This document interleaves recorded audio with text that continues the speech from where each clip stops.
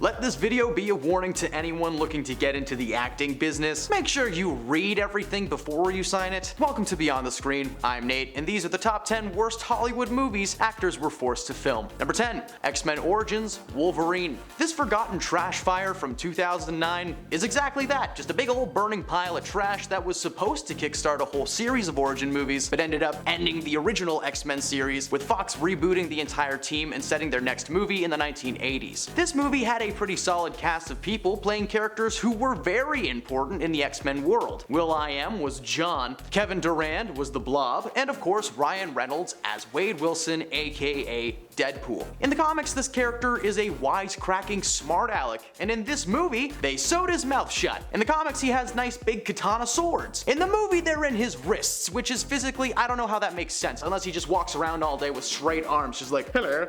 Oh wait, he can't even do that because they sewed his mouth shut. Before getting the solo movie treatment in 2014, Ryan had been attached to play the character for over 10 years. In fact, the only reason that he participated in this movie was so that the studio would have to give him a solo project. At the time of filming Origins, Ryan had signed on to play Deadpool in a solo movie that hadn't been written yet. So when the news came that the character would be a major part of the plot of this movie, they gave him the option to either step up or step down and get recasted. Ryan played the long game and let the visual effects team slather on a fake mouth so that one day he would be able to drop as many F-bombs from his open disfigured mouth as possible. Number 9. Gulliver's Travels. This one really stings for any Marvel fans. In 2010, Emily Blunt was on Marvel Studios' shortlist of actors who they wanted to portray the character Black Widow. In fact, she was at the top of that list, but she was unfortunately contractually obligated to make Gulliver's Travels, a movie starring Jack Black and Jason Segel. The film was based on a novel of the same name and followed the titular Gulliver washing up on the shores of Lilliput, a small island filled with small people. Like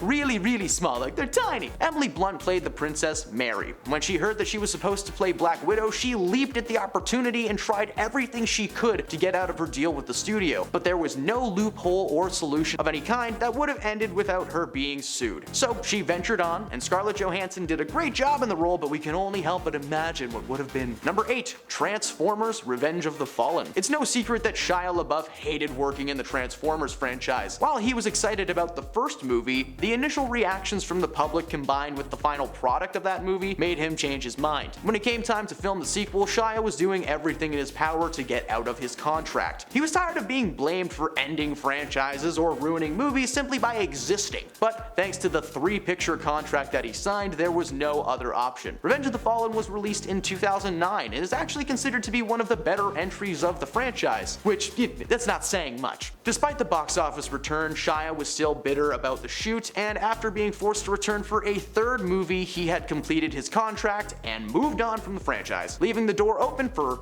Mark Wahlberg, because that worked out really great. Number 7. Movie 43. Every director dreams of making it big in Hollywood, but sometimes that director has trouble deciding what he should direct. In comes Movie 43, a comedy centered around a series of short films being pitched by a screenwriter played by Dennis Quaid to a producer played by Greg Kinnear. Now, when I first saw this movie at the age of 14, I thought it was comedy gold. The movie included a stellar cast with the likes of Kate Winslet, Liev Schreiber, Gerard Butler, Jeremy Allen White, and even Halle Berry signed on to this thing. But now, at the age of 24, I can see that this is the worst movie that's ever been made. Only made worse by the knowledge that most of the cast were actually tricked into being in the movie. The first short of the film sees Kate Winslet and Hugh Jackman on a blind date. Things are going pretty well until his character is revealed to have hitchhikers on his chin. Hitchhikers that should be under the table, if you know what I mean. Testicles!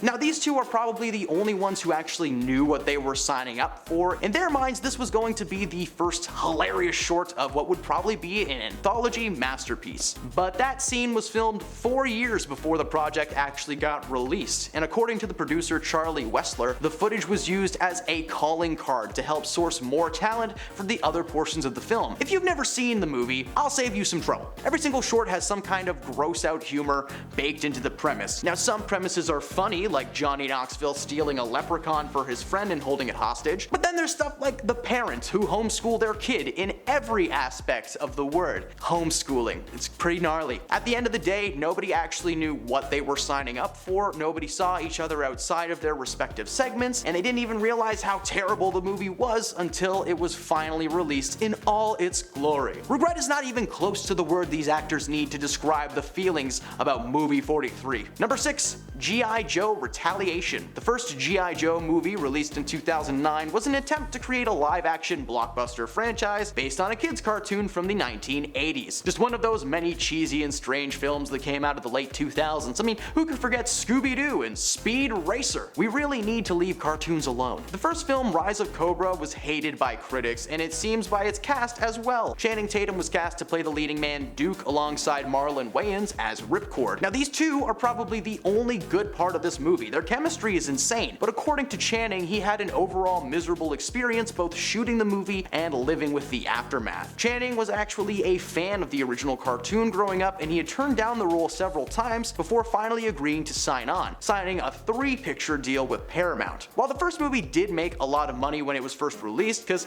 come on, live action G.I Joe with Magic Mike, let's go! Unfortunately, the box office numbers were not enough to keep him interested in a sequel. However, thanks to his contractual obligation, Channing and the studio worked out a deal where he would appear in the next installment, but that he needed to be taken out as quickly as possible. Hence the first 10 minutes of G.I Joe Retaliation, starring Dwayne Johnson, a man who will just take any and all franchises thrown his way. Channing's character is taken out a mere 10 minutes into the movie, and good news for everyone, the sequel tanked so hard that they put the series on ice until the release of G.I Joe Snake Eyes in 2021. Number 5. Jason Bourne Ultimatum. The Jason Bourne franchise is responsible for a lot of things. It helped secure work for Matt Damon for several years, it spawned a slew of memes, and apparently they just didn't know when to stop making these movies. There are currently 5 movies in the Jason Bourne series, but today we'll be specifically talking about the third entry, Ultimatum. Despite being the third movie in the series, the writing team had been drastically altered, with the studio putting complete and total creative control in the hands of Tony Gilroy, who co-wrote the first 2 movies. This time, instead of working with a team, it was Tony's sole job to write a script for the film, and when he turned in his first draft, the consensus was, well, that sucks. Matt Damon called the first draft of the project unusable and claimed that if that script had seen the light of day, it would have spelled the end of the franchise and Tony's career. Considering the quality of the script, the production scrapped that draft and brought in someone new. With only a few weeks until production was supposed to start,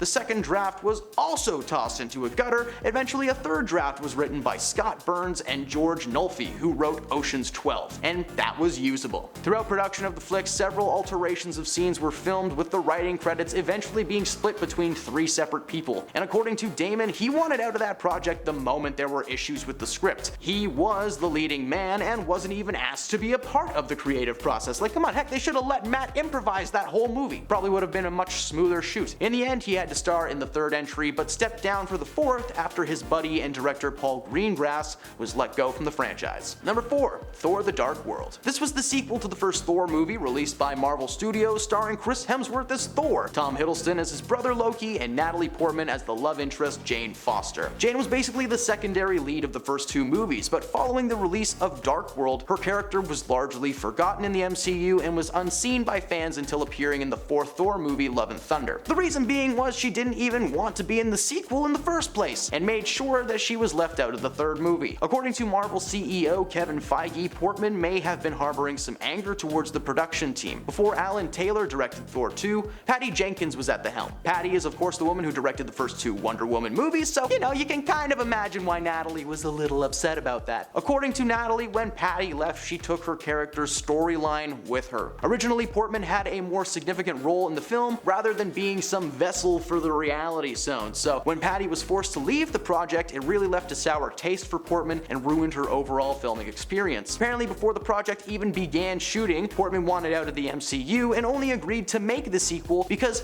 Patty was involved. Once she was out for good, Taika Waititi took over the franchise. And Natalie must be a big fan or something, because she was able to work out a deal with Marvel and reprised her role in the MCU. And at number 3, Jaws 2. When the first film released in 1975 and horrified audiences, remember at the time there weren't too many horror movies to choose from, audiences not only loved this horror flick, but the box office returns demanded the studio release a sequel. Roy Scheider played the main character of the first film, Brody. Critics and fans agreed that apart from the giant shark, Roy was the best part of the movie. When the sequel came across his table, Roy was actually the only cast member who was made to sign a contract for 3 films instead of just 1. While those movies did not exclusively need to be sequels to Jaws, they were movies that were owed to the studio. Between the release of the first 2 Jaws movies, Roy starred in 2 projects. The first was called Sorcerer, and it did not live up to expectations and flopped at the box office, and the second movie was called The Deer Hunter. It underwent massive changes that led to Roy walking off of the project entirely. By the time the third obligation, Jaws 2, was ready to film, Roy wanted absolutely nothing to do with the studio. In fact, he started turning down their requests to appear at read-throughs and any kind of public events. It wasn't until they offered him a way out of his contract and gave him a bump in pay that he agreed to film the sequel, but thankfully his time was up and his character was written out of the third entry. Number 2,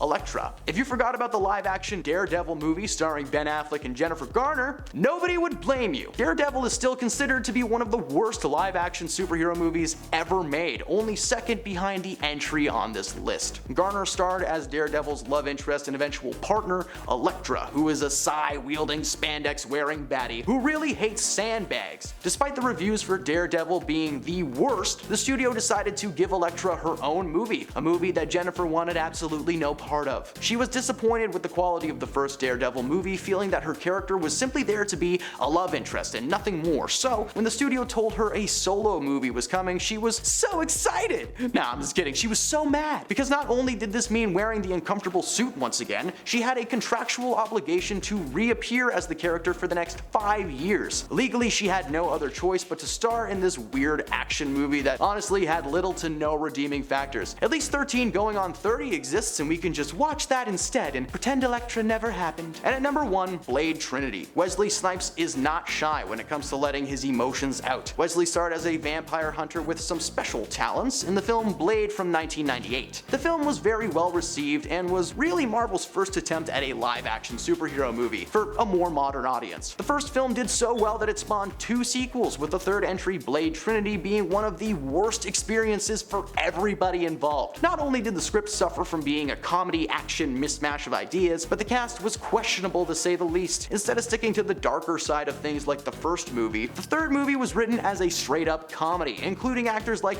Patton Oswalt, Paul Levesque, aka Triple H, and of course, Van Wilder himself, Ryan Reynolds. Is it really all that shocking that Wesley wanted no part of this one? The first 2 movies had action and gore with a few moments of comedy baked in, but this one was just a straight-up cheese festival, spouting some terrible one-liners from everyone on the cast, including Wesley, who, despite wanting nothing to do with the project, was forced to make one final appearance in his 3-film contract. But when you force someone to do something, you're not gonna get the best performance from them. Wesley spent most of the movie in shades and in silence because he had an argument with the director that left them both on edge. And as a way of protesting the gig, Wesley took micro-naps during takes, purposefully changed his lines, and he even had an on-set feud with his co-star Ryan. At the end of the day, the bad energy on set was sucked into the final product, and Trinity ended the franchise in disappointment. Those are the worst movies that actors were forced to film. Know any good ones that we missed? Let us know in the comments below. If you made it to the end of this video, thank you. It means a lot to us here at the channel, and I hope you aren't sick of me yet. Leave a like on this video if you have had a good time, and keep coming back every day for more celebrity content. Thanks for stopping beyond the screen, and we'll see you next time.